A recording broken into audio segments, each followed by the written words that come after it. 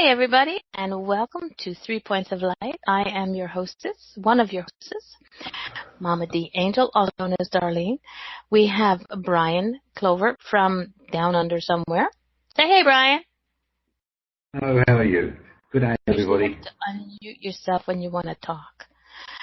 And there's Jennifer Journey, who is around here somewhere. She's trying to get in. She's fighting through the snowstorms. Wait a minute. Do you guys have snowstorms down there? Anyway, Jennifer will be here, and until she gets here, I'll say hi for you. Our guest today is Geoff Loneragan. Now, Geoff's been with me before. So let's find out what the adorable Geoff has been up to. Because just remember, if you don't like what I say, hi, Gigi, I have a pretty picture in hold. Good evening, everybody. Good to see you all. All right, Brian. That's your guest. What questions do you have for him? I thought you were taking over everything. No, never mind. Well, take over the world if I could.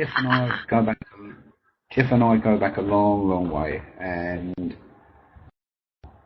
well, I'll be quite honest. I really admire him. He's one of these people that very stave, very straightforward. He's an absolute genius at Reiki. He's a Reiki master, and he teaches people as well. He also does readings. He goes on and on and on. Geoff, welcome, my friend. It's good to see you, Brian. That's good. Geoff, just give us a bit of a rundown about how you got started in the spiritual field. Okay, yep. Well, I think I was about 40, about that age, and the company I was working for was going through financial difficulties, so they closed down for 6 weeks, and they put me on the dole over in Australia. And while I was looking for things to do, I saw an advert for relaxation massage course, which was half price if you were on the dole. So I thought, well, that's a good idea. You know, I've always liked the idea of rubbing people. So I did this course. But what I found was that, you know, once I'd done the course and I was actually working on family and friends, I found I'd be, sitting there or standing there stationary, holding my hands still in certain parts of the body. And I kept thinking, well, why am I doing this? You know, I'm supposed to be doing the rub bit, you know. And I bumped into one of my teachers, and I said to her, what's going on? I keep stopping, putting my hands stationary. And she said, it sounds like you're doing intuitive Reiki. So you really need to do a course and learn about Reiki. So that's what I did. I picked it up from there. And once I got into it, it's just opened me up completely to all things spiritual. It's a very good way to start learning to work with the energies and all that sort of stuff, you know. It does take time to cue in, because, I mean, so many people find these mysterious things happen and they don't associate the two, you know, sort of things happen to them and that's spiritual, must be a spirit around me. You know, they don't, they just think, oh, well, you know, that's how it goes. But I found myself so many times that it shows itself more and more and more attuned you get to spiritualism, so... Yeah. I had a shock the other day. I mean, I've been doing this now for 25 years, at least. And I was talking to some friends, because we're starting a business over here in America, or she is, and I'm just working for her. And I said to her, all I do is Reiki. And she said, no, Geoff, you don't. I said, yes, that's all I do. She said, no. I'm attuned to energies. She said, I work with energy all the time. When you're working on me, you're not just channeling Reiki. You're channeling all sorts of things, because that's what spirit does. You know, if you work with it properly, and we'll go into how I work perhaps a bit later, but when you're working properly, let the energy flow, all sorts of energies will come through from spirit. Whatever's needed will come through. Not just what you're attuned to, you know. You can't pick and choose when you first start, can you? It sort of flows into you, and there's so many things happening at once until you realise what's going on. You're in a sort of a bit of a turmoil. lucky enough, I got started a lot earlier than you, so. Yeah. Yeah, well, the thing is that what I've found is, I mean, I was level 1 Reiki Seishim. I do Reiki Seishim, not plain Reiki. But I did it, I was like 5 years at level 1, 2 years at level 2, because I never wanted to go any further than level 1. I was quite happy working there. And then eventually I did the master's course. And what I found is that as I've gone through it all, is that I don't use the symbols at all anymore. What I do is tune myself out of the equation. So I actually count in my head. When I'm laying, I work up the body from the feet to the head. And what I do is I count. And by counting, I'm taking me out of the equation and becoming the purest channel I can be for the energy, which, if you know anything about Reiki, is the very first thing you're taught. You are a channel for the energy. But if you're in there, if you're in there saying, "Oh, put this symbol here and put that symbol there," you're interfering with that energy. You're not working with it. You're interfering with it, in my opinion. So I don't do that. I take me out of the equation and become just a pure, empty channel for the energy to flow through me. And I have no idea what goes on. I just work on up the body counting, to keep my head busy. Well, that's how my grandmother taught you. In fact, in those days, she just said, well, imagine, she said, you've got a pipe which comes from heaven down to the top of your head, and all the energy flows down that drain pipe. There was nothing about channeling because we didn't even know about that. I mean, I'm only 8 years old, but as I say, it was brilliant because you do take yourself right out of the equation. People say you've got to do this and do that and everything else, and all I do is really just concentrate on them and then let it flow. So. Exactly right. And it works in a miraculous ways. I mean, it's very good energy, that's for sure. I've had some tremendous results with it that have absolutely blown my mind. Well, would you care to tell us about your one with the lady who was in hospital? No, she was actually the one in hospital was a different one. The one we talked about earlier. I was in Australia and I had a friend in America, and he had a girlfriend who was in Canada. And, I met her through him. And it was like, it must have been about 2:30 in the morning, her time, when she came online on Pal Talk. And I said to her, I messaged her straight away. I said, "What are you doing up? You should be asleep." And she said to me, "Geoff, I'm in absolute agony. I haven't slept for days." She said, "I've got real internal problems." I said, "Well, what's going on?" And she said, "I've got tears in my uterus." Well, my first thought is, well, this is an area I know nothing about. I'm going to keep out of this one. But I thought, no, I'm going to try and help the lady. So I said, "Can I send you some energy to try and help you?" And she said, "Yes, please do." Well, the next thing I knew, I was inside her body and I could see these tears, and I had my fingers up and I was lasering these cuts up. I was lasering them, healing them. And I was in there about 5-6 minutes, I suppose, and I came back to my chair again. And I said, "Well, I don't know if I've helped you at all, but, if I have, good." And she said, "I could feel you working inside me." She said, "I could actually feel you in there working." And she said, "I'm going to go and lay down now and see how I go." And she slept for 12 hours solid when she finished. So it's, and spirit just took me there. I didn't have any say in it at all. I just went there.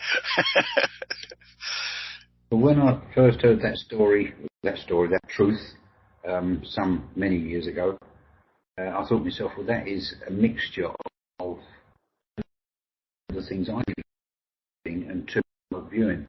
I don't know. You said earlier on, it's all a big jumble. You can't separate these things because one always falls into another line. And be meant to be that. That's, it's a mixture of remote viewing or astral traveling. It's a mixture of healing, and it's a little bit of psychic surgery, really, because to actually heal, laser up the wound is like psychic surgery, isn't it? And I had no experience in that before. That was the first time I'd ever come across it, There is a company in one of those countries north of all of the time, and he has a group of people waiting every day when he opens up, and they reckon he's absolutely at it. But of course, he won't go on television, won't be filmed, because he's only really a channel, and that's exactly what we are. Yeah.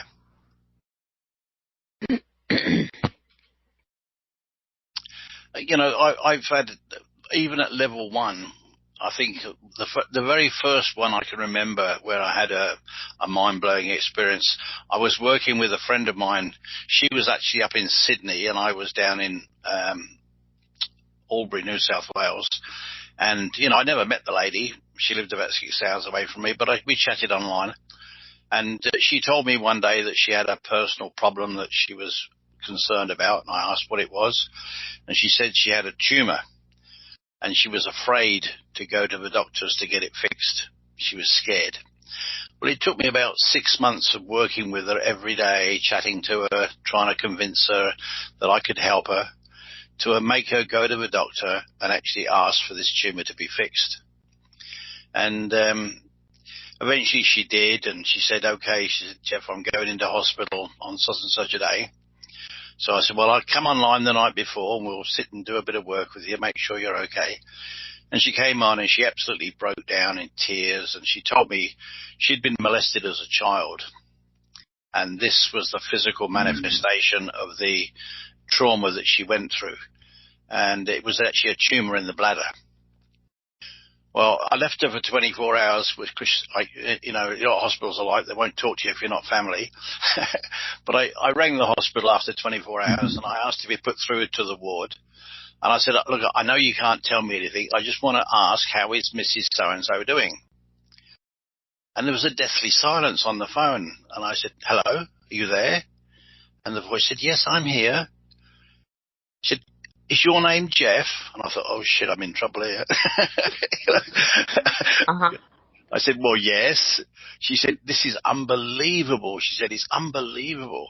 The lady went in for a 4-hour operation. She was on the table for 8 hours.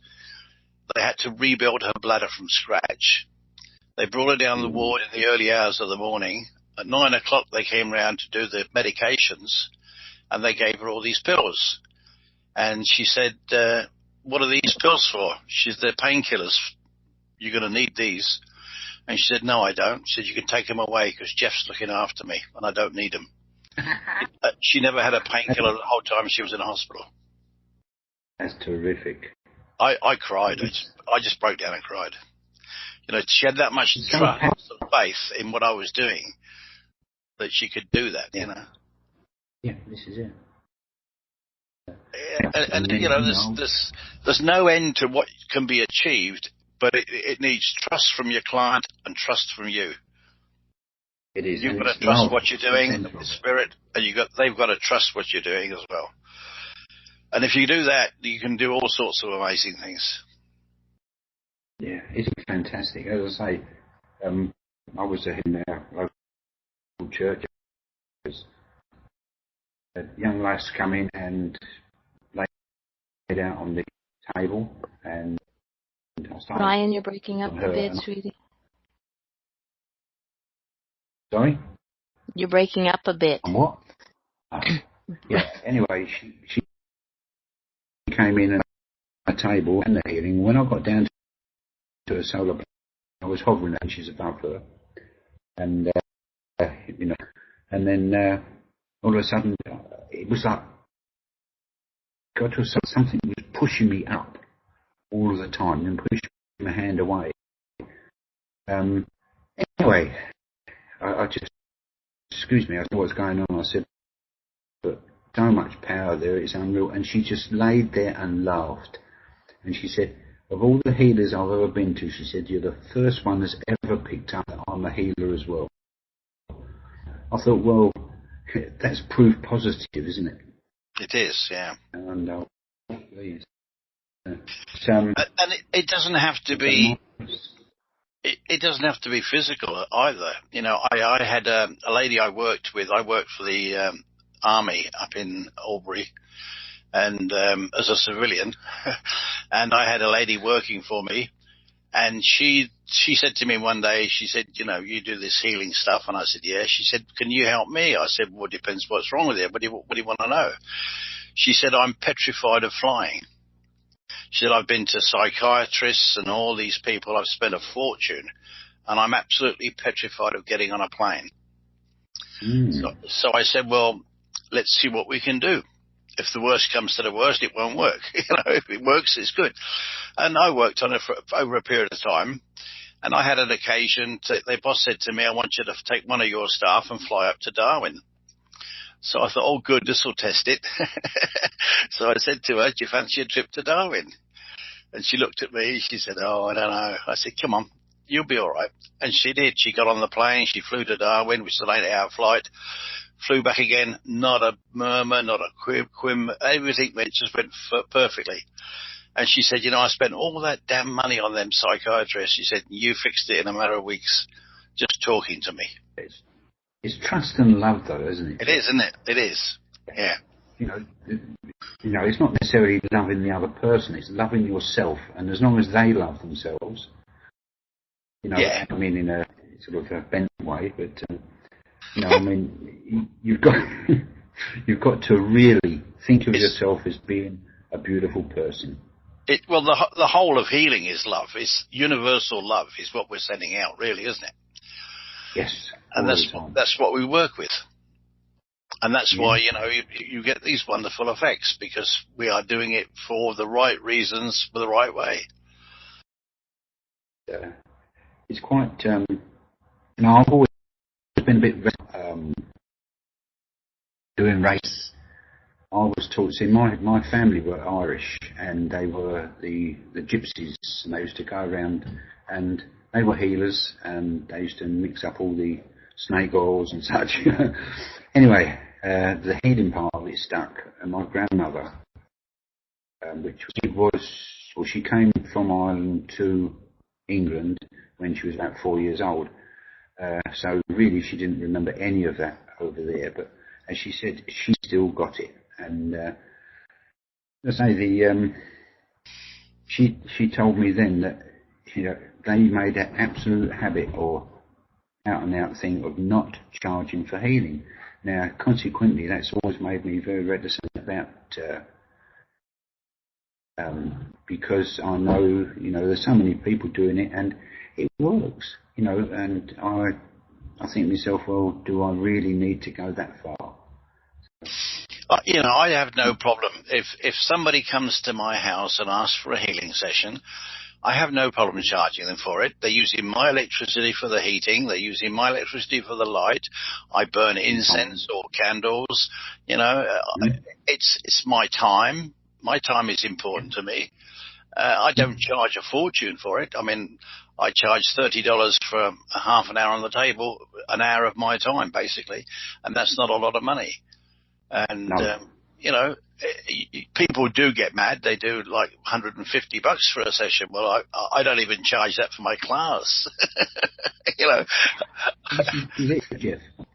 This is it exactly. See, you're not charging for the healing, are you? You are charging for your time and I'm recovering energy. What it cost me, basically, yes. I've just put my prices up for my classes now. I charge $50 for level 1, $100 for level 2, and $150 for the master's course. Now, I paid $450 for all of my classes. Yeah. All levels. There's people here in Adelaide that are charging $2,000 for the master class. I was asked, my original teacher wanted $6,500 and 4 weeks in retreat to do the master's course.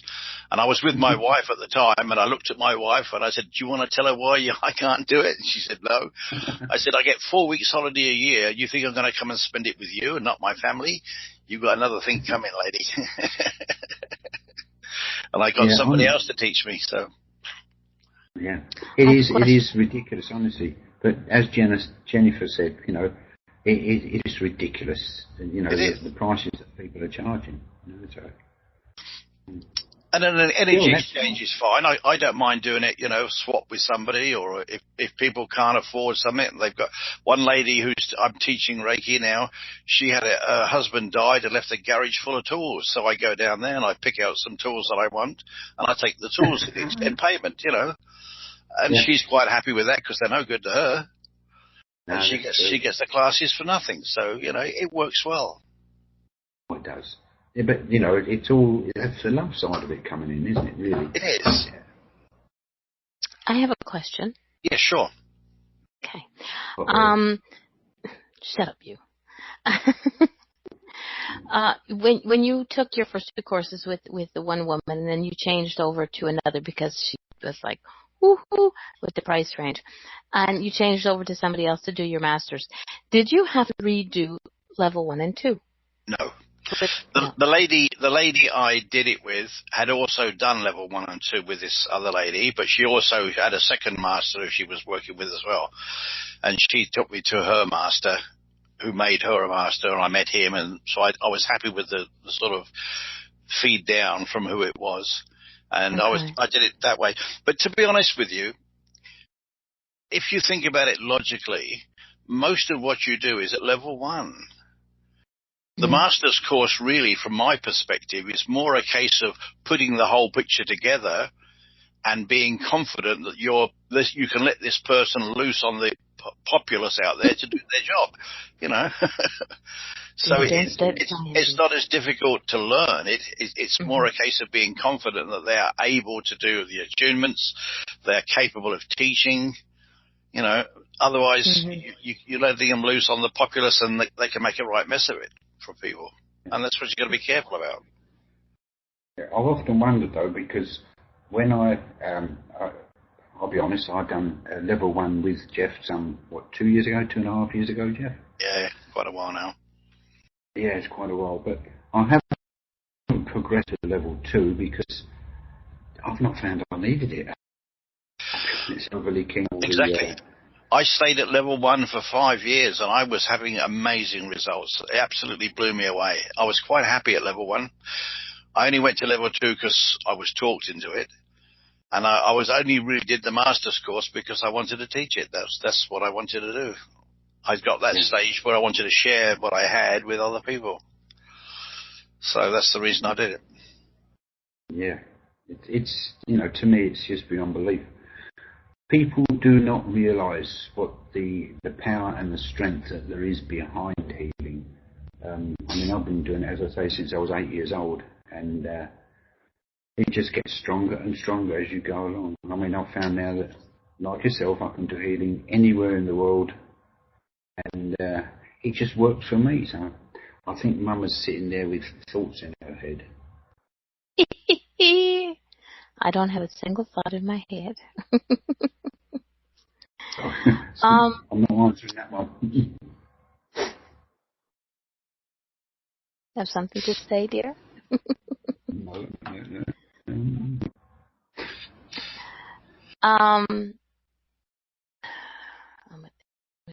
Okay. Anybody got any questions for Geoff? Yes. If anybody has any questions in the chat room, this is stand up. Put it in caps so we can figure out who's just chitter-chattering and who's got a chitter-chatter question. Yes. Did you find you got strong... Diane, I can read that one. Yeah. Yes, Diane, as the more I've done, it's like anything. Practice makes perfect. The more you work with the energy, the more you can do with the energy. Okay? Now, as Raven put in there, my energy's off the chart. People tell me that I walk into a room and people sort of step aside and let my energy come in first. Now, I don't notice that, because it's just, I'm so used to it, I suppose. But, my energy is apparently very strong, and it sort of walks out in front of me. So it's use it or lose it is a good way of putting it. Yeah. I work with energy every day. I talk to spirit every day. I use it in all parts of my life. Okay. To me, Reiki Seishim is not a healing modality. It is a way of life. If you work with it properly. Yeah. It's a way of life. I use it in all aspects of my life in amazing ways. You wouldn't believe some of the things that we do. But it's good. Yeah, it's true. I agree with Diane though, on what you said. You know, I had so much, as she puts it, dross in my past that I could still do healing, but the rubbish side of things came in many, many times, and you sit back and sort of lose concentration. Whereas since 10, 11 years ago, my circumstances changed 100%, and from there I found that it just built up so strongly. It was unreal. So prior to that, I mean, I was in a factory. People say that you've got to have quiet when you're doing healing, and you've got to be this and be. That's a load of rubbish, absolute rubbish. I mean, I worked in Karama's factory. They had 63 1,000-ton machines with electric motors on, screaming like you would not believe. And the guy came up and he said, "I've got tennis elbow." He said, "Can you do anything about it?" So I said, "Yep, no worries. Put your arm up on the tie bar." So he put his arm up. In about 2 minutes, I just run my hand up and down his arm, not touching, just... Anyway, I said to him, "Right, Lee, give it a try." Anyway, he said, "It's gone." He said, "It's totally gone. I can move my elbow, no worries." Within, it must have been about 7, 8, 9 months afterwards, I said to him, "How's the elbow now, Lee?" He just looked at me and says, "What elbow?" I know it works. I know one of the biggest things I've found is being able to control your own emotions. I think this is the thing. I mean, I used to be, when I was a young man, I was quite a violent young man, shall I say. You know, I'd hit somebody rather than argue with them, you know. Yeah. But I've learned to control that temper, and you know, over the years, I told the story. I have this beautiful statue of Kuan Yin. It stands about 2 foot tall, and I had it in our lounge room when I came to America. I brought it all the way from Australia with me. Brought it to America, and my wife put it on this small table in the front room. And I said to her, "Sweetheart, you can't put that there." She said, "Why not?" I said, "The dogs are rushing around that corner, and if they knock that table, that statue is going to break. And I'll tell you now, if they break that statue, I am not going to be a happy boy." And she said, "Okay, no problem, I understand." And she went over, she picked the table up, the statue fell off, and she broke it. And I looked at her, and the look on her face was a picture. Oh, you know, she was horrified. And I raised my hand, and I said, "Wait." And I walked into the bedroom, and I said, "It's only a damn statue. It's only a damn statue. It doesn't matter. Let it go." And I came back out and I said, "Can you fix it, sweetheart?" She said, "Yeah, I can glue it back together." I said, "That'll be fine. Now let's just move it now before it breaks anymore." And I let it go. And I can do that. Whereas before I would not have been able to do that. I'd have blown my top. You know, so you can learn to control yourself. And let's be honest, it's all about us. I mean, this is not ego. This is not ego, it's fact. It's about me. I have to be me to do what I do. And I have to be me the right way to do what I do. Well, I'll be quite honest. I do not know what anger is. I do not know what hate is. As far as I'm concerned, everybody is beautiful until they prove me wrong. I mean, only one guy in the last, I'd say 12 years wasn't even an upset, you know, he just done something totally stupid, and I just rejected him from my life.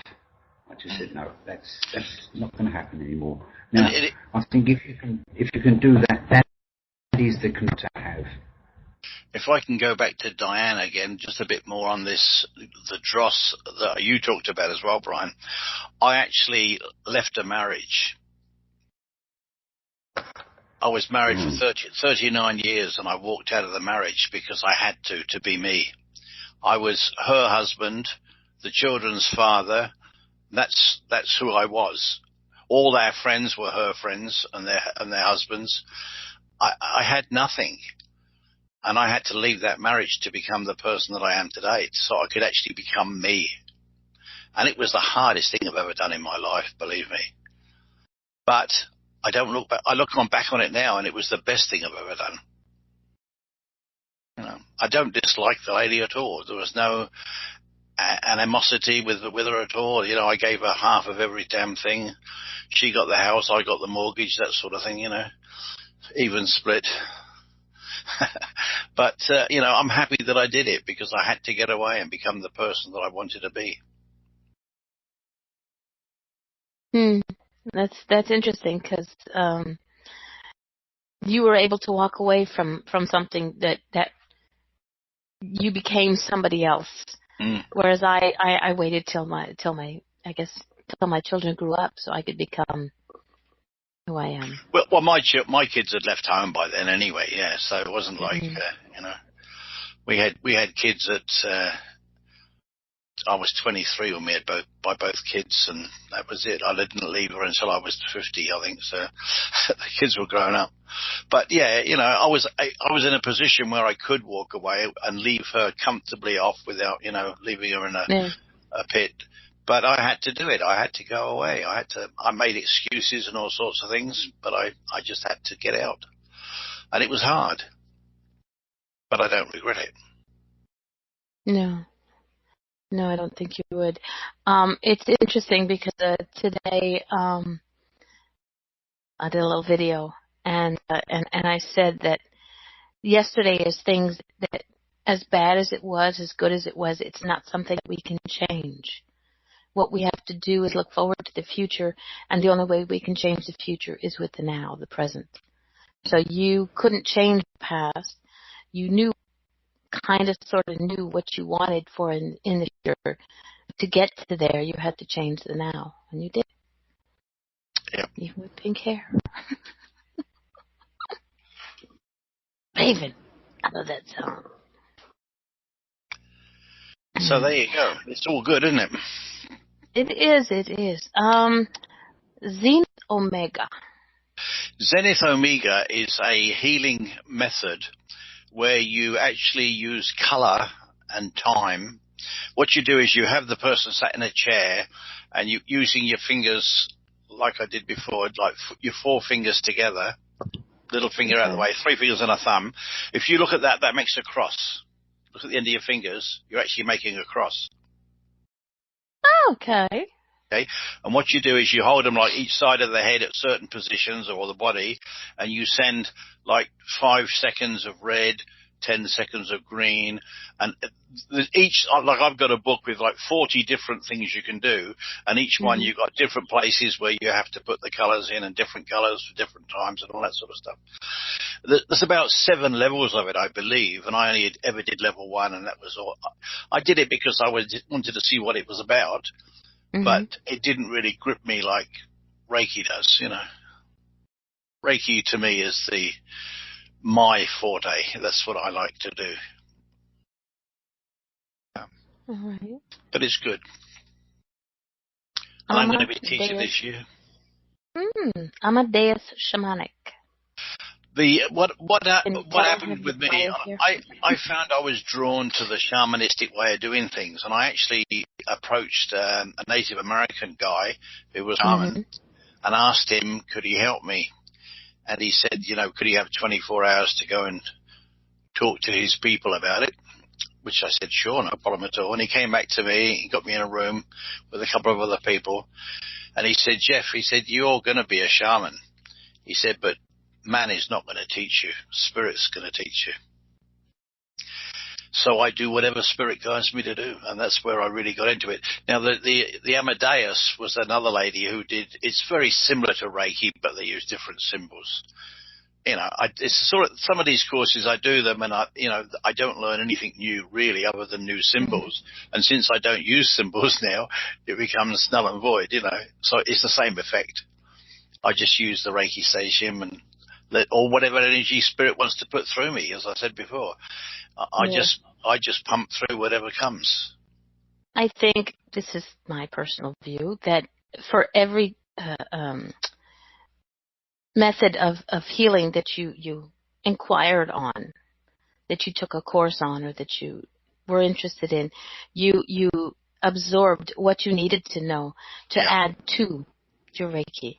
And it's like you said, the woman that she said, you don't do just Reiki.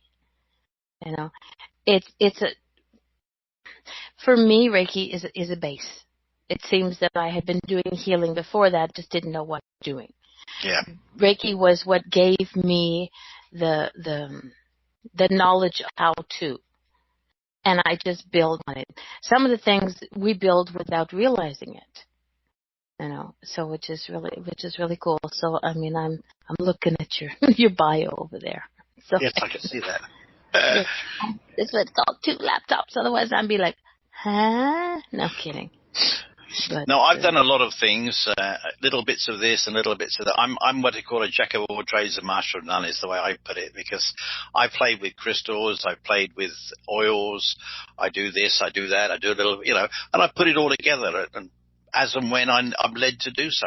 It doesn't bother me, So, I've used crystals with Reiki, I've used oils with the massage, I've combined Reiki and massage. And I find that, if somebody's really bad, you can give them a relaxation massage and then hit them with the Reiki afterwards. They're out for about 3 hours. They sleep it off, It just knocks them. So it's good. I agree. Okay. But you don't just do healing. Yes, I do. Hold on a second. Don't get your knickers in a twist, dude. You don't just do healing with energies.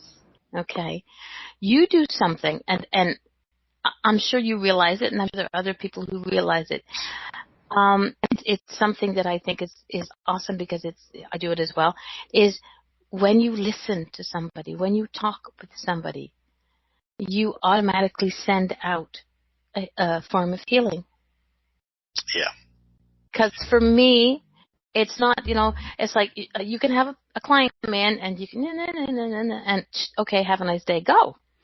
But when you can't do the actual hands-on type of thing, when you talk to somebody, because your voice changes. I've spoken to you a few times, so your voice changes, it mellows down, and it's like, I guess it's like healing with sound that comes through your voice. I'm so guided. Do you realize you do that? Yeah. I'm guided in what I say. And I think one of the biggest gifts that I've been given is that, for example, I can read a whole page full of notes that somebody's written and say what they want to say in about 2 sentences. I have that ability to précis it down, to get the guts of it and let all the waffly bits go, because that's the important bit. And I can do that when I'm explaining things to people. I'm a very simple person, I think. And Raven will tell you, I can explain things to people where they go, oh, is that what they're talking about? Having listened to somebody for half an hour trying to explain something to them. I have that ability, which is, as I said, it's a gift they've given me, to be able to focus it in and make it simple for people to understand what I'm saying.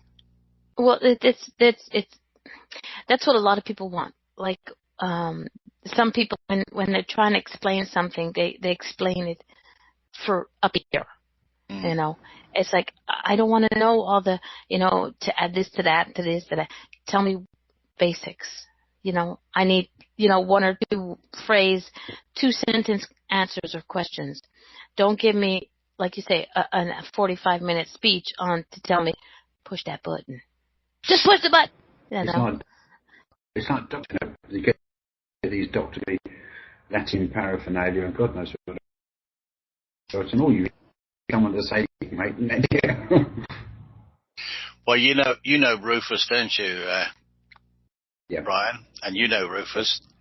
Well, this gentleman we talked to on Pal Talk, Rufus, he is a wonderful man. He really is. He's had some tremendous experiences. Some of them, a lot of people don't believe because they're alien related, but he's had them, and I believe him. But when he talks, he goes off in the realms of fantasy. I'm sure he does. And I listen to him say something, and then I'll wait till he's finished, and I'll say, "What you're saying is this," and people will say, "Oh, okay, now we understand what he's saying." Because he does, but he's such a lovely guy. I love talking to him. And we sit and have fantastic discussions, and we go into real depths of understanding. It's good. He's a nice guy. But there is so much in spirituality. There is. There's so much in spiritual, you know, you can't process in your own mind. It took me years to find out what I was, what I am. And someone said it to me in the simplest terms, and I was sort of sorted out from there. I knew that what my life consisted of, but I wanted a sort of detailed explanation. And it wasn't until someone came up with it nice and simply that I could take it all in. I say to people that spirituality is really very simple, and they don't like that. They like it to be difficult because it makes them look clever. But really, it's simple and it's logical, the way I look at it. And if you apply simplicity and logic to it, it makes a lot more sense. You know, I have tremendous discussions with people over things. You know, one of the biggest ones we have is the angels and demons thing. You know, because I don't believe in angels and demons. To me, the power that is an energy source. It is pure, unadulterated energy. It's neither good nor bad. It is pure energy. It's what we do with it that makes it good or bad. It's like a power socket on the wall. You know, it can't do any harm unless you use it for the wrong reasons. And that's what people have to understand. If you start to think of it that way, it makes so much more sense. And it's so much easier to understand what's going on. You're right. It's one of these things that it's very difficult to explain until you've actually hit the centre point. And then once you have, it becomes just a roll off the tongue job, isn't it? But having said that, though, I talk to angels. I don't talk to demons because I don't like them. But I talk to angels. But people say to me, well, how can you talk to angels if you don't believe in them? And I say it's quite simple. My link to spirit is through my higher self. Do I trust myself? No. I doubt myself all the time. So my higher self says, well, I'll give Geoff an angel because he'll talk to that one. And they give me an angel that I'll talk to and it'll give me answers. And I'll believe it and work with it. I mean, that's the way it works for me. But yeah. Are they real creatures? No, of course they're not. They're a manifestation that we work with. That's like the heaven and hell side, isn't it? You exactly. know, personally, the same concept. I believe in heaven. Yes, great, no worries. But it's not up there. It's inside your own head. Same as hell. If you're going through a really traumatic experience, you can liken that to hell. But the thing being is, it's up to you to change it.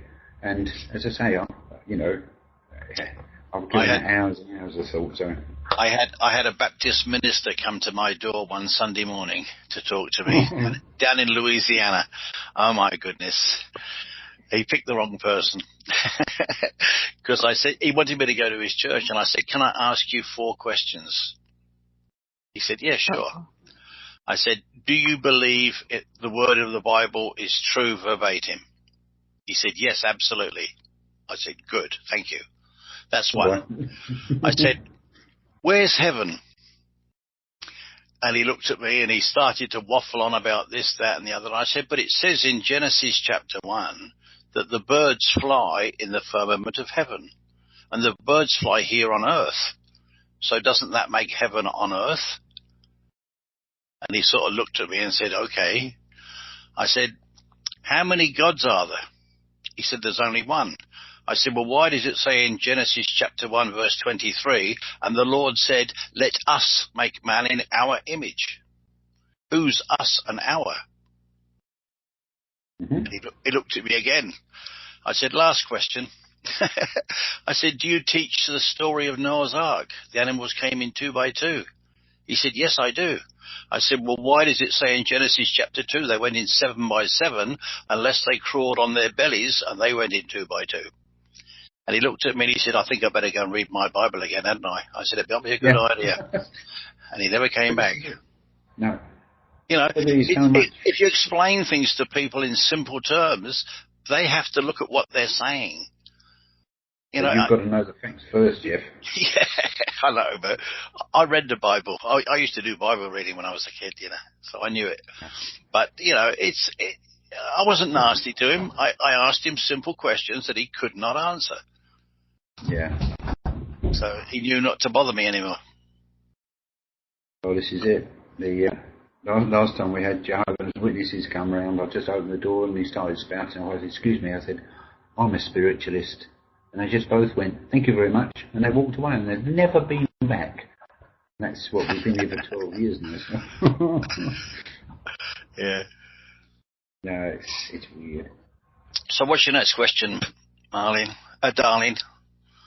Darling. Oh. Darling. Has anybody got a question for Geoff?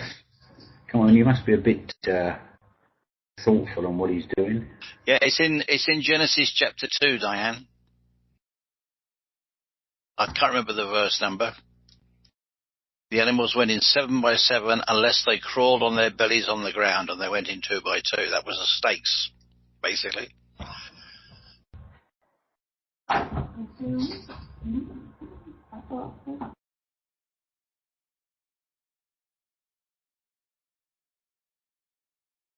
I don't mind people. I mean, I have nothing against religion. I went to church as a kid, and I did Bible reading and all that. But it just didn't make sense to me. It didn't resonate with me the way I wanted it to. Oh, shut up, Raven. But spirituality resonates with me. It makes a lot more sense to me, and I can understand it, and I work with it, and I love it. Totally.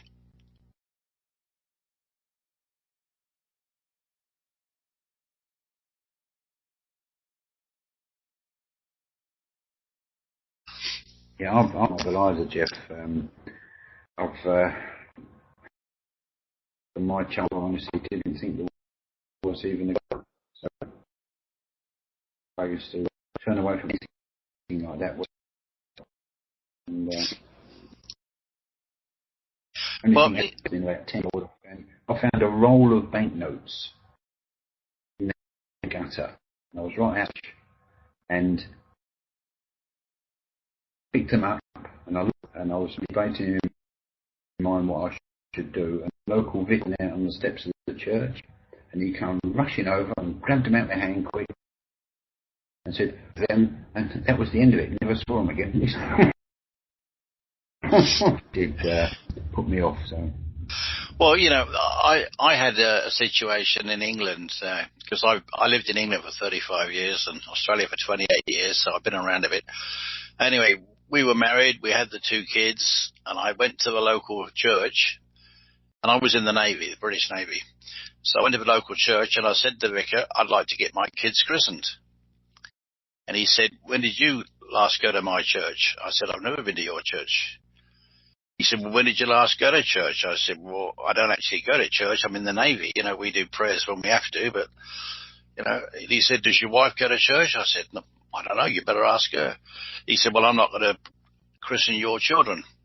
And I looked at him. I said, seriously? And he said, yeah. I said, so you're going to penalise my children, not give them an opportunity to learn about religion because I don't go to church? I said, that's the Christian attitude, is it? And he looked at me and he said, well, no, it's not. I said, well, what are you telling me then? He said, bring your kids along, I'll christen them for you. I said, right, thank you. Cheeky bugger. It's ridiculous. They make the rules up as they go along. Of course they do. I think that's wrong. It is. They really don't understand. And the trouble with all these people is that they don't think logically. And when you're trained in logic, and I know you are, Brian, you're trained to think logically, and you can argue with these people so easily because they don't think logically. And when you point out the logic of what they're saying, they're lost. The church is not good for people. A lot of mischief as well, I must admit. But most of all, they've done a lot of good. My father-in-law is a lay reader in the Church of England, okay? And him and I got on very well together. And he came over to Australia on holiday once, him and his mum. mother-in-law, and the girls went off shopping, and he sat down with me one Saturday morning. He said, Geoff, I want to talk to you. I said, what's up, Dad? He said, I want to talk to you about what it is that you do. So I said, give me a minute. And I went out and got a bottle of wine and 2 glasses, poured the wine and said, okay, so you're sitting comfortably. And we talked for about 3 hours. And at the end of it, he said, there's not really much difference, is there? I said, no. There's not really much difference, other than the fact that we don't follow all these silly rules that they make up and put into the system. You know, we do it the way it's meant to be. And that's spiritualism is spiritualism a way of life. It's just a religion or a stupid thing that people go after. It's a way of living. Oh, but you know, and the best thing of all is spirit has a wonderful sense of humour. Mm. I joined a job in Australia, my last job I had in Australia, and I was talking to the shop floor manager, and he said to me, well, what do you do in your spare time, Geoff? And I don't hide what I do. I said, I'm a spiritualist. I do readings and healings. And I heard this woman who was earwigging behind me saying, oh, I don't believe in that. And I turned around, and without even thinking, I turned around and said, what a shame, because Sadie had a message for you. And then I turned away and ignored her, and she followed me all day. What did Sadie have to say? What did Sadie have to say? And in the end, by the end of the day, I cracked and told her, because, I didn't know who Sadie was. I said, well, who's Sadie? All I got was a message saying, Sadie's got a message for her. But we kept it going all day, and eventually she got the message, and I gave her the message, so she was happy. But I said, it's a shame you don't believe in it, isn't it, really? How many times though, Geoff? Oh, it's But, I find the best thing to do is to be honest about what you do. I'm open about what I do. If you don't like it, that's fine. I won't talk about it to you if you don't want me to. But if you're interested, I'll talk your ears off, because I'm a talker, Won't go down that street.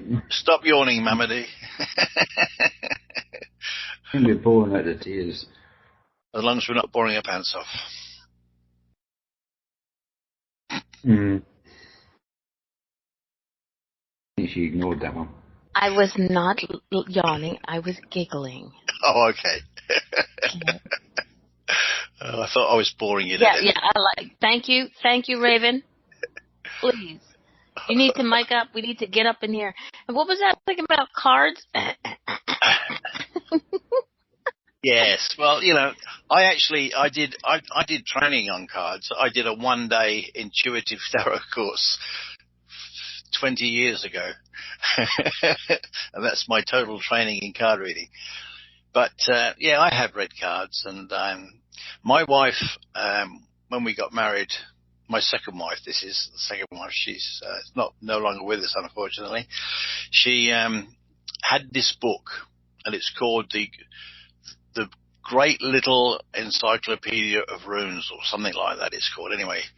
And it gave all information on the runes, and it listed all these elements that are associated with the runes, like a crystal, a number, a colour, and so on and so forth. Mm-hmm. And she said to me, she brought it into me, she said, Geoff, this would make a good reading. Why don't you make a reading up? I said, thank you, sweetheart. And it took me months to go through I had numerology books, I had crystal books, I had colour books, I had astrology books, animal books, and I had to go through and pick out from the book one sentence that resonated with me for that rune, and tarot books as well. And that's what I did, and eventually I put together this reading, and Mama's got a pack of them there, and I've got a pack here. And what I've done now is I've actually made them into cards. Originally I used the traditional runes, but now I use the cards. And what I have is a little book, for those of you who can see it. It just gives you keywords for each of the elements associated with each of the cards, the runes. And it makes up a pretty comprehensive little reading, and I've had some success with them, and people seem to like them. I'm being pressured to offer readings because I don't You're not being pressured. I don't do a lot of readings. I'm a healer. I'm not a reader, but I could, if my arm was twisted, I perhaps could do a couple of readings for people. Raven.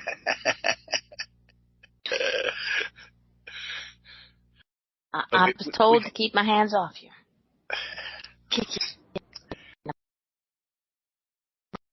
So if those of you can see, okay, the color of the card is the color that's relevant to it. But what you've got here, for example, this one, the rune itself up the top, which is Dagaz. Then you got two words along here, which is breakthrough and hope, and they're the two key words for Dagaz. And then you've got a crystal, azurite, color dark blue, animal is the eagle, the element is fire, the number is 23, the astrology is the waxing and waning moon, and the tarot card is the world. And then from that you make up a reading based upon the information that I give you in this little booklet. So that's how it works. It's quite simple, really. But it took me months and months of work to get to it. To get there. Tell everybody about oh goodness, where is it? While I pop up your cards. Where'd you go? And basically, Geoff, you come down to it, and 90% of it is just intuition anyway. Yeah, well, I use what's on the cards, what's in the booklet, and then I also use whatever spirit gives me, because spirit will feed you information. Yeah. I have to make some more. I've only got one pack left, Diane, but I have to make some more. And I'm also getting some made in French for those who live in. Still waiting on them. I'm still waiting on them. A friend of mine's getting them made over in Canada because they're cheaper over there.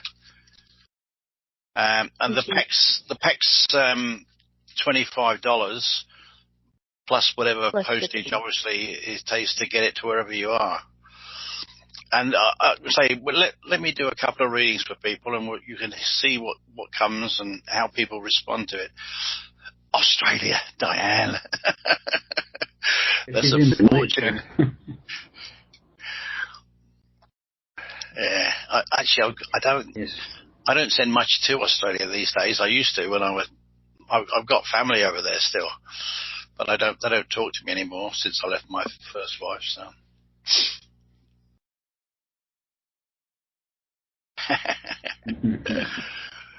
So would you like a reading, Diane, just to see what happens? Yes. Okay.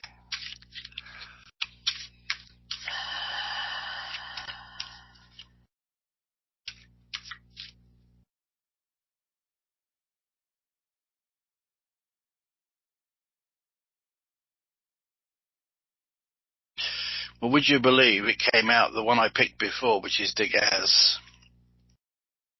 Okay, so that's your card, the blue one.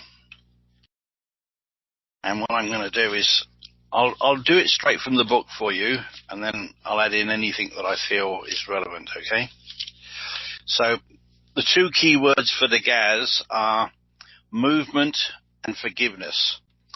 Movement is about transits, transitions, physical shifts, new dwelling places, okay? So that's one of the things that could be going on for you. New attitudes, new life, improving or bettering your situation, gradual development and steady progress.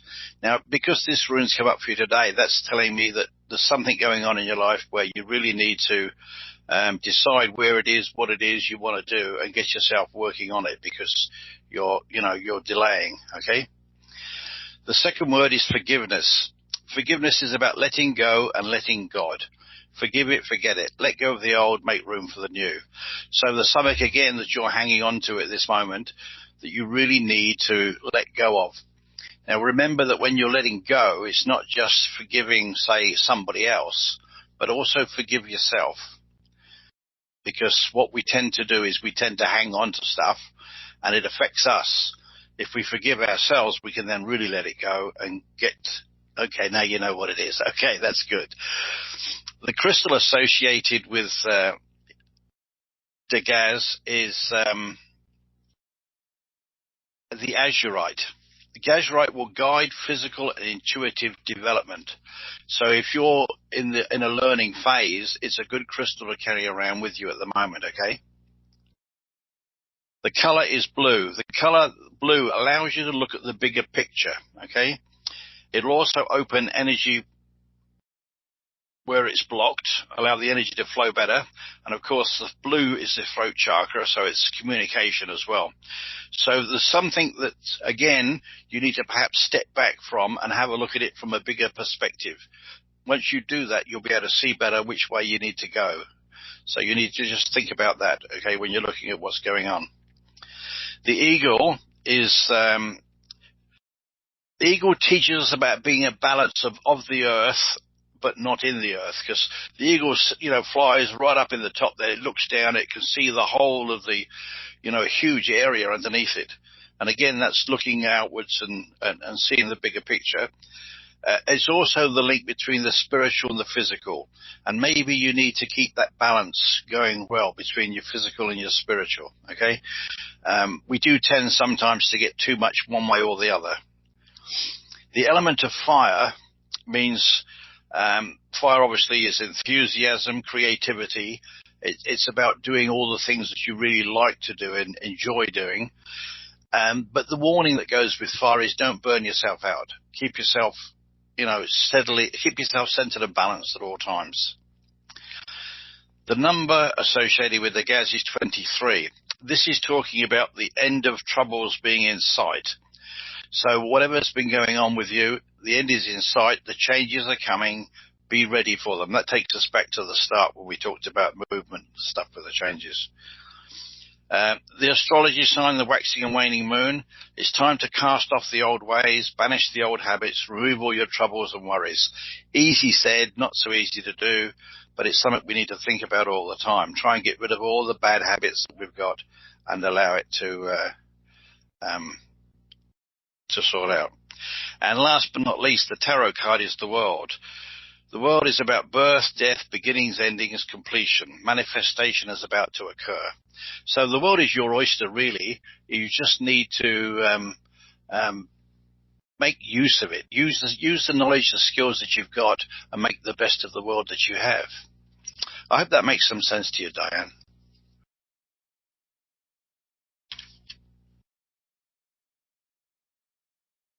Okay, would anybody else like Geoff to draw a card for them? Please speak up now, because he really didn't want to do this. I know, isn't he awesome? But he's got people just sort of like supernatural radio. Okay, supernatural.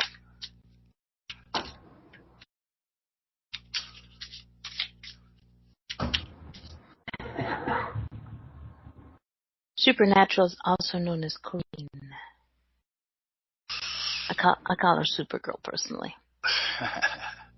Okay, the rune I've pulled for you is Kano. K-A-N-O. Okay. The two key words are opening and acceptance. Opening is about being receptive and ready to receive with willingness. So what that would suggest to me is these two key words are what's going on in your life at the moment, okay? So if it's telling you to be open, to be receptive, so there's something around you that you may be thinking of, but you're being a little bit like, I'm not too sure about this, and you're backing away from it a little bit. Acceptance is about taking what is given and allowing what is happened to happen. One of the biggest problems we have is we ask for stuff from Spirit and then we don't pay attention. And Spirit gives us a message or something and we miss it because we're not paying attention.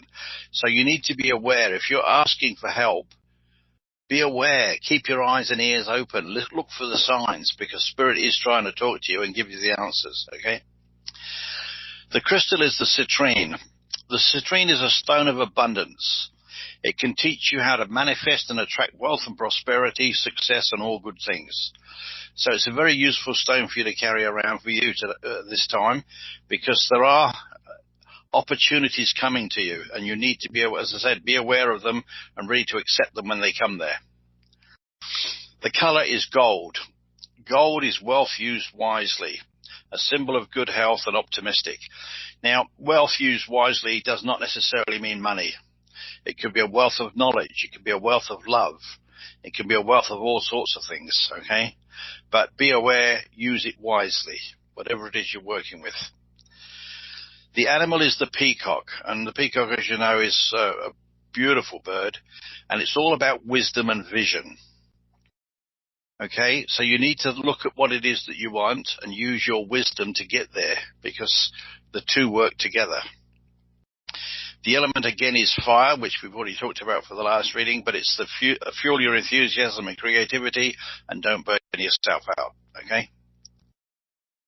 The number is 6. 6 is actually quite an important number for you, because it says your wisdom and insights are important to others. Honesty and frankness are important in relationships. So you have a lot of wisdom and insights, and you need to share them. Don't hold them in. Use them, because you can help so many people by sharing what you know. And honesty and frankness are important in relationships. So whether there's something going on in a relationship you have at the moment, it could be a friendship, it could be a business relationship, but honesty and frankness are important, so you need to watch that and be careful, okay? The astrological sign is Venus, the planet of love and money. Wow, there you go. Love, romance, and harmony in our emotional attachments, marriages, friendships, and other units like business partnerships. So it can be in any sort of relationship, but love and money are important, and they are around you at the moment too. And last but not least, the tarot card is the High Priestess. And the words here say meditation is a good way to prepare yourself for receiving. So going back to what we said at the start with acceptance, maybe you need to meditate a little bit and get yourself into that frame of mind of being willing to accept and receive, and it will help you then with all that you need to do. I hope that makes some sense to you, love. Very good. I know you don't want it, but too bad. Gigi, no, Christy who? Christy who? Okay. Christy who? Now I just stuffed them all up. We got a bit all the wrong way around. Don't get nervous now. We don't bite. Okay, well, most of the people in the chat room don't. Yes, as Raven says, yes, they're lined up. Raven's sitting there loving this, because normally she does the reading and I do the healing. That's okay. She'll be coming on too. Don't worry about it. From shy retiring. Okay, so this is for Christy who? Yes, Christy who. Who? Who's Christy? Christy. Thurisaz. Thurisaz.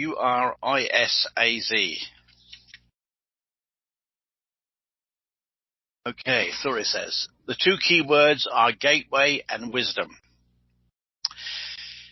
Gateway is about being within yourself, where you can observe all the conflicts, obstacles, issues that you have around you. Just be and observe and do nothing. So if there's something going on around you now, you need to step back and watch and look, but don't do, okay? Because now is not the time to do. Wisdom is about learning the lessons from the choices that you've made, using that knowledge to better yourself and to help others. So again, there's a lot of knowledge you have picked up over the times, and you need to use it for yourself, but also don't be afraid to share it with other people, because your knowledge is valuable to everybody. The crystal associated with Thurisaz is the bloodstone. The bloodstone gives courage and teaches you how to avoid dangerous situations by strategic withdrawal and flexibility. Always act in the present moment. So, this stone will help you to know when it's good to fight and when it's good to back away, or when it's good to do a bit of a circle round and come in from the other angle if something's going on around you. Okay? And try to keep yourself in that present moment. Don't allow past and futures to sway you. Think about it actually as of now and what you need to do now. The color associated with Thorisaz is red. Red is associated with fiery heat and warmth. It can also indicate danger. But in this case, it actually brings the focus to the essence of life. Okay? And the emphasis is on survival. Get through what's going on. Wake your way to the other end of it, and then you'll be able to look back on it with peace and happiness. But you've got to get through this situation, whatever it is that's going on with you at the moment. The animal is the lion. There may be lessons to learn on working with groups and avoid conflict. So I don't know if you are part of any group or other, but there's lessons to be learned if you work with other people. Listen to what they have to say. Obviously, not all of it's going to be relevant to you, but some parts will be. And if you listen carefully, you can pick those up. And try to avoid conflicts as much as possible at the moment. It's not a good time for you for conflicts. The number is 3. You have the gift of words. You can raise the spirits of others. Okay, you're going to get some new ways of self-expression. I think something's going to come to you. You're going to suddenly find you're doing things slightly differently, but it's going to be a way of expressing yourself so that other people can understand you and be totally with you. Okay? And the other thing is to be optimistic. Don't allow things to get you down. The astrological sign is Mars. Mars is the planet of passion. It's all about energy, passion, drive, and determination. Okay? So use those tools because they are there for you. You have the energy, you have the passion, use them. And last but not least, the tarot card is the Justice card. This is about looking at all sides of a situation and making a balanced judgment. Don't go off half-cocked. Stop and think about things, look at it from all the angles, make a rational decision, and then follow that decision through to the end. I hope that makes some sense to you there, Christy. Very good. Thank you. We have Gigi as well, who would like a reading. Thank you. Yes, it does. Okay, good.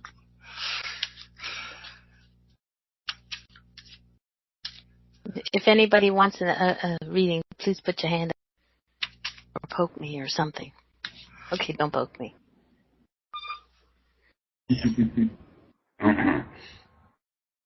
Poke Brian. Behave yourself, Brian. Okay. Gigi. Sowelo. Sowelo. Sowelo. Okay? Your 2 key words are wholeness and compassion. Wholeness is about the sunshine in your life, the life force. It's a time of regeneration, self-realization, and individuality. Okay? So this is all about you doing the right things for you. Compassion is about caring and being there for others, having feeling and support of self, and lending a helping hand. One of the biggest problems people have is they have all this compassion for everybody else, but they forget about themselves. We have to understand that we make mistakes, we make stuff-ups. We have to forgive ourselves and have compassion with ourselves because we are, after all, only human on this planet. I know we're spirit inside, but we're human on this planet. Now, the crystal associated with Sowelo is the golden topaz. This will strengthen your faith and your optimism. It will give you conscious attunement to the highest forces in the universe. So it's a very powerful stone for you at the moment because it will allow you to tune yourself into the higher energies that are out there. The color, of course, is going to be gold, which we've talked about before. Wealth being used wisely, a symbol of good health and optimism. And again, that wealth can be wealth of knowledge, wealth of understanding, wealth of love. It could be wealth of in any form whatsoever. The animal associated with Sowelo is the cat. This is about being self-contained and in touch with the dark side of yourself. Now, cats aren't always dark-sided, I know, but it's something that we need to be aware of. For us to be whole, we have to be in touch with both our positive and our negative side. Okay? So it's worth looking at. Be self-contained, look after yourself, and make sure nobody else affects you. But have a look at the darker side of yourself. And sometimes our dark side can actually be of great value to us. We can learn from it. Okay? The element, again, is fire. Fire fuels your enthusiasm and your creativity, but don't burn yourself out. The number is 16. Number 16 is about taking responsibility for yourself. So again, it's looking at yourself. This is what all this card is talking all the way through, really, is about looking at yourself. Seeing what you are, who you are, where you are, what you need to be, where you want to go, and how you're going to get there. This is what it's all about. The astrological sign is the sun, which is the planet of self, of course. This represents you, your ego, your personality, your spirit, and what it is that makes you that unique individual person that you are. And last but not least, tarot card is the stars. Stars are about inspiration, creative energy, creative ideas coming to you. It's about you being inspired. And what they're telling us here is you know what you want to say and you know what you want to create. So say it and do it. And that's all I've got for you.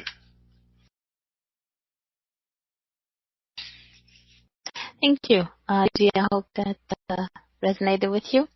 Well, it's been a while, but I would like. You know me. It's all about me, all about my money.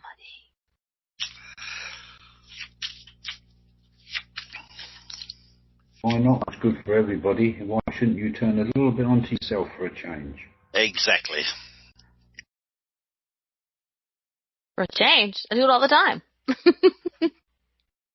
Except when it comes to Brian. And I mute his ass. Oh, you got the pretty card. Ooh, I like that one. The rainbow. Okay, Algiz. Algiz. There's only one of those, right? Algiz. Or Z if you're English or Australian. This is the first one in the pack. Your two keywords are protection and boundaries. Protection is about knowing that whatever happens, you will progress on your path. Okay? You know how to protect yourself, but this is knowing this way, you know. You know that whatever happens, you're going to progress on your path. Boundaries are about rules and limitations, what is and what is not acceptable. And sometimes we have to stop and think about our boundaries because we tend to get lax on them, and we need to keep them up to speed because things change and we change, and we need to make sure that our boundaries are there and we stick to them very strictly. The crystal associated with Algiz is the fluorite. This can help you to discern when outside influences are at work within yourself and can shut off psychic manipulation and undue mental influence.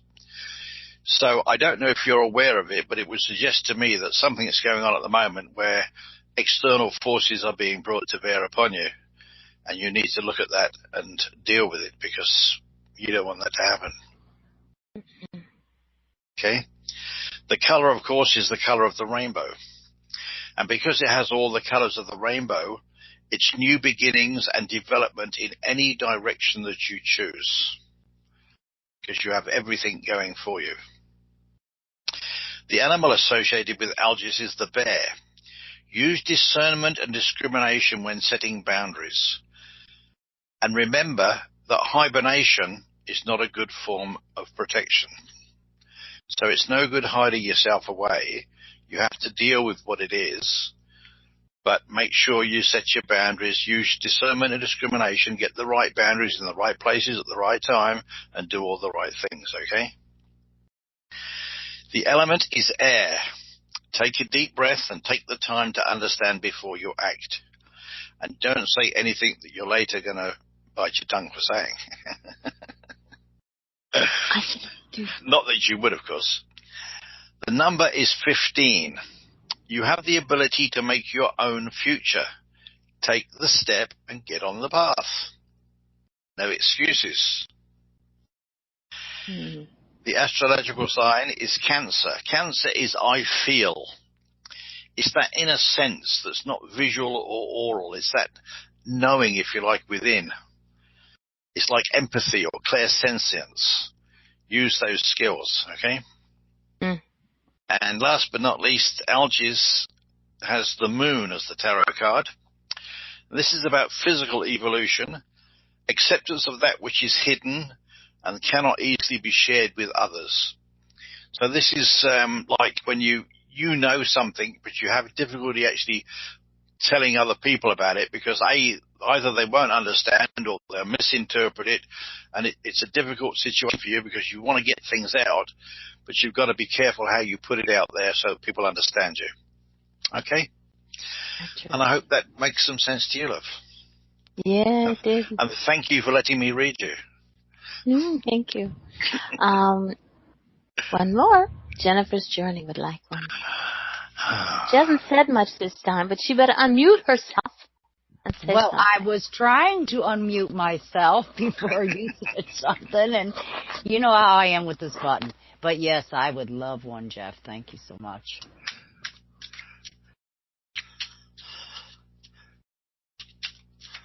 Yeah, so do we, Gigi. Where do you meet Raven? Woohoo!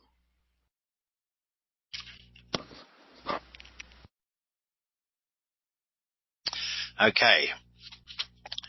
The card I have here is Wunjo, W-U-N-J-O. Oh. Wunjo, okay? Sorry, I just got to point something out. Algiz was my card, was the very first card in the deck. Jennifer, yours is the very last card in the deck. Oh. Yeah. Okay, sorry. Okay, your two key words are joy and serenity. Joy is about being happy and thankful, sharing a smile, a kind word, helping others to feel joy. And this is what you need to be doing at this moment. Okay, Jennifer? Yes. So you need to be doing this. You need to be being happy and thankful, share the smile, help others, and actually put that loving energy out there because you have it. We know that. Serenity is about being able to accept the things you cannot change, changing the things that you can, and the wisdom to know the difference. So you know all about the Serenity Prayer. Oh, yes. That's relevant to you at this moment too. The crystal is the diamond. Wow. Oh, wow. The diamond is all about clarity of purpose. It's about understanding exactly what it is you are trying to achieve and going for it. Okay? The color, though, is gold, not clear like diamonds. And again, that's about wealth used wisely, a symbol of good health and being optimistic. The animal associated with Wunjo is the dolphin. Oh. Take time to play like the dolphin. Feel the joy of living. You know how the dolphins are when they're jumping out of the water, they're really enjoying themselves. You need to be doing this. You need to be enjoying things. You don't need to be holding yourself back. Let go and have a good time. The element is earth, which is about being grounded and balanced so that you can experience the joy and serenity. The number is 8. Follow the call of your inner awareness. Always stay flexible and cool. Again, so this is this inner self, this joy, this happiness you've got in you. Follow it. Go with it because you need to. The astrological sign is Leo, and this is I will. Not I can or I might, but I will. Take the steps necessary to achieve your desires. Take action now. This is the time. And the tarot card is the Fool. Today is the first day of the rest of your life. You can go in any direction you like. You can go anywhere and do anything. There you go. Hope that makes some sense to you. Oh, yes, it does. It resonates. You know what? Today, I shared a memory popped up, and it is the rainbow, and there are the 3 dolphins, jumping through the water. I just shared that today. That came up, but everything you said totally resonates. I mean, that gave me goosebumps. Thank you so much. You're very welcome. All right. I was muted and I'm choking. Can I put these away now? I don't know if anybody else in the chat room wants to speak now for Hold Your Peace, because they're going to be fine. I think I've done everybody, haven't I? I'm not going anywhere about you doing anybody. Apart from Brian. No, Brian's pretty happy as he is. Brian's going to get his butt kicked in the chat room just because. Sorry, I had a moment. Okay, so what is the great Geoff Loneragan up to for the future? Well. Oh, by the way, if anybody wants to get a hold of Geoff and talk to him again, you can hook up on Pal Talk. Geoff will give you that. Pal Talk or Facebook. Although the way Facebook's going, I might not be on there much bloody longer. There's so much crap on there. Okay, what's Jeffrey at the moment? Jeffrey has got himself a job. Ooh. I'm going to be working for the Academy of Intuitive Arts here in Beaver Creek, Ohio. I'm going to be teaching traditional Reiki, levels 1, 2, and 3. And I'm also doing a conversion course for Reiki masters to go to Reiki Seishim, to bring the Seishim side into it as a master's course. Through this academy, and we've got lots of plans and thoughts. We'd like to work. Our aim eventually is to get into the medical field, working as a medical intuitive. That's my big aim, and also to work with vets, because we believe we can work. If we work with vets, we can help them through the PTSD and all that sort of stuff, because we understand things a lot better, So that's that. We got lots of plans, lots of thoughts, nothing firm yet, but our first class is next month, and we hope it's all going to take off and we get some work out of it.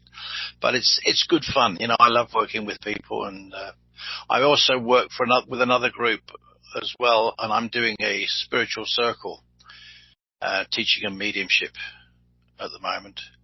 We didn't mention mediumship, did we? No, not yet. But see, you always open the door for it.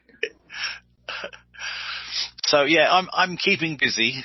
Besides making staves and wands and things like that, which is another fun thing to do. I made a staff like this, the Academy, and it's absolutely gorgeous. Raven and I made it. We worked together on it, and it looks absolutely wonderful. I can show you a picture of that as well if you like, I think. Yeah. Well, is it on your Facebook page? No. Oh yeah, it was on Facebook a long time ago when I just made it. But if I go, I can show you on like we did the other one if you like, I think.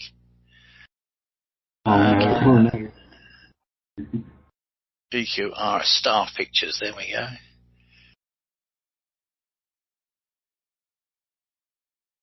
That's the one there. So I can't put it in here, can I? No, put it into Skype and I'll upload it to intuitalks. Actually, I'll probably get you to do it. Come over here, stupid thing. That's it. that's the whole staff if it comes through, and that's the top piece, which you can't quite see very clearly in that picture.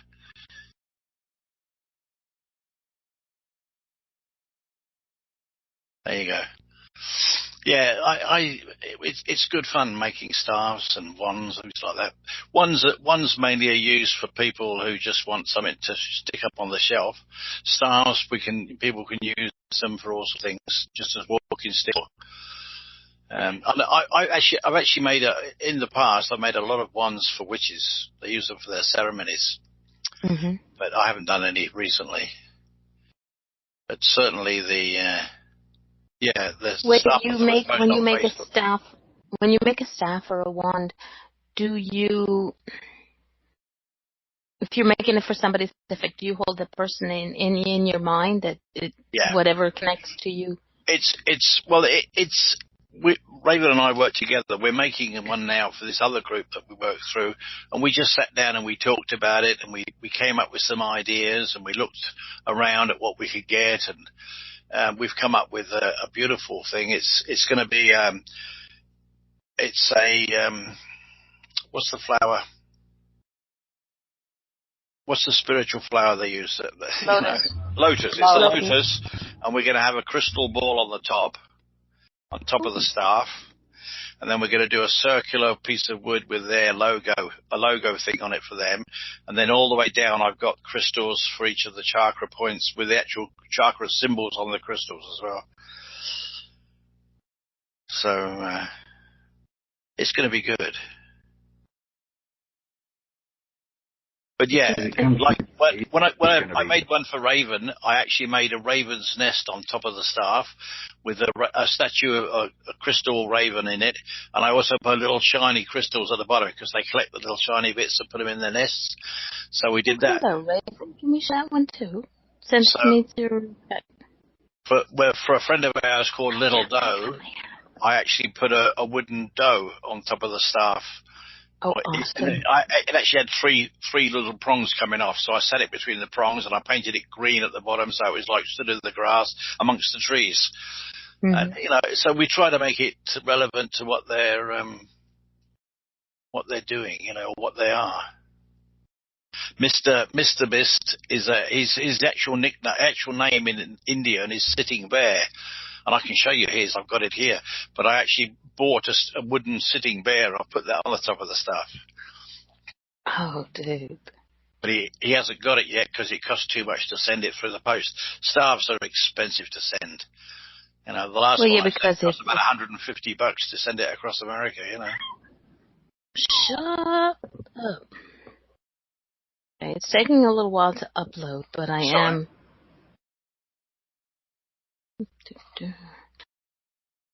So it's difficult when you make staffs for people if they're not local, because it's very expensive. They make the staff and they pay for the shipping. Yeah, but I mean, it's like we did that with a lady from New Mexico, and we actually auctioned the staff off at one of the spiritual shows online. And she paid $250 for the staff, and it cost another $160 in shipping. That was an expensive bloody staff. But I just had a thought. One of the things you can do you know how they make pool cues for professional pool players? How they come apart and they go to a small case? If you figured out how to make staff like that, it comes apart and it'd be simpler to ship it that way, because the staff, depending on the size, is what makes the problem with the shipping. Yes, but that means you've got to rely. Either it's got to be very simple so they can put it together, or you've got to have somebody who knows what they're doing. The most difficult thing is whatever you put on the top. If it's fragile, it's got to be well packed so that you can't damage it. That's the biggest problem. Hang up there. Here it comes. Oh, something's gone. There it is, yeah. That circular piece under the heading is the actual logo for the Academy of Intuitive Arts. And what you've got there is the caduceus, and then we've put the 7 chakra stones on it as well.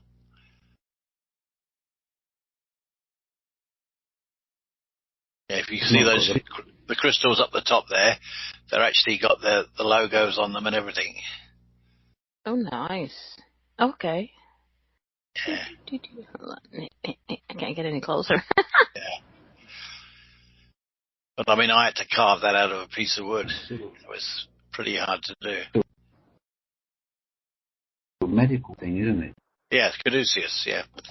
Because what we're interested in is intuitive healing. Yeah. That's what we want to advertise, so that's why I did that one for them. That's very pretty. And even the little eyes of the snakes are crystals. Again, that would cost, like you said, because the staff is not made. And if you look at that there, you see that copper that's going all the way down it. Mm-hmm.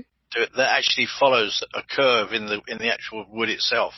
And in actual fact, where the lump is, just by the top of the feather there, the copper actually goes through the wood and comes out the other side, because the vine had been grown over there.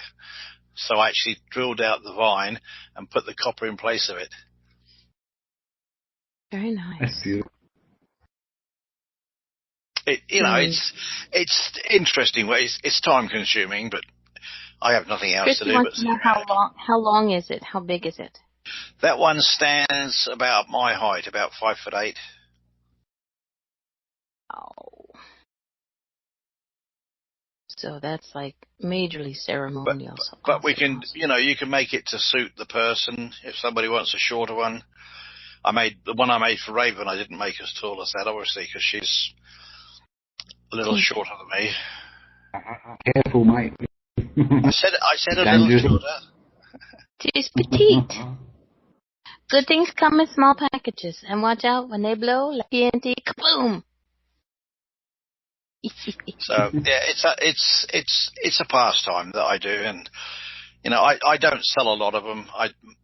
The last 3 or 4 I've made, I've given away. But it costs me money, so I have to be careful. Yeah, but then again, it's something that if somebody came to you from your area and said, I would like a staff, or I would like a wand. A wand, I would assume, would be cheaper to ship than a staff. They're only about a foot long, so I can pack them easy enough. Put them in a packing tube with foam around it, and that'll be fine. But it depends on what the thing is. That one there is pretty solid. But and again, if somebody came to me and said I'd like a staff, I'd say, well, what would you like? What sort of thing are you looking for? What is your favorite animal? What's your favorite flower? Give me some clues as to what it is that you like, because I don't know everybody, obviously. And where I do, if I know somebody, I can work, from my knowledge. Mm-hmm. But it's good fun, And what made you? The first staff that you made. Sorry. Okay. The first stuff. The first staff that you made.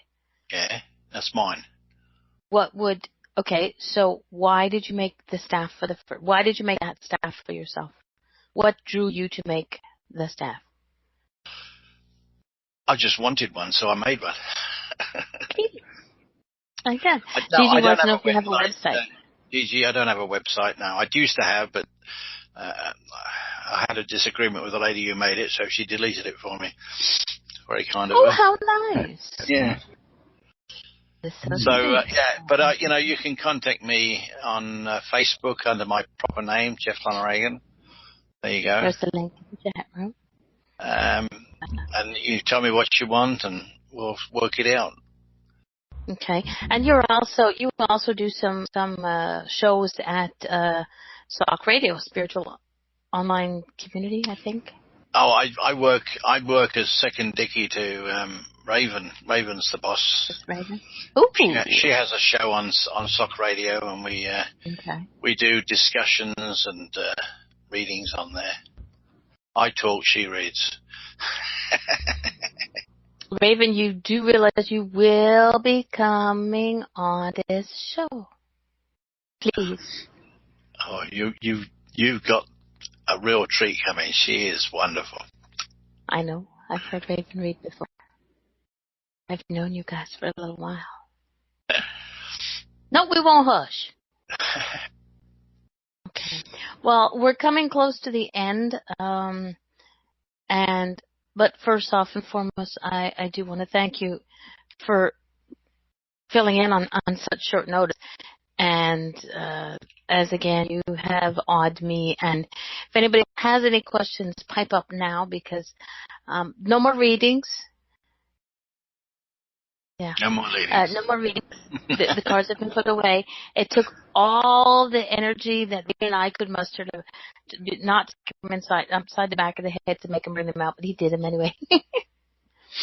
But if you have a question about healing, about Reiki, about his courses, if you don't have time here, you can always hook up with him on Facebook. And when you send a message on Facebook or whatever, if you send it as a message, just mention that you saw him here, because if he doesn't know who you are, he may not accept you as a friend.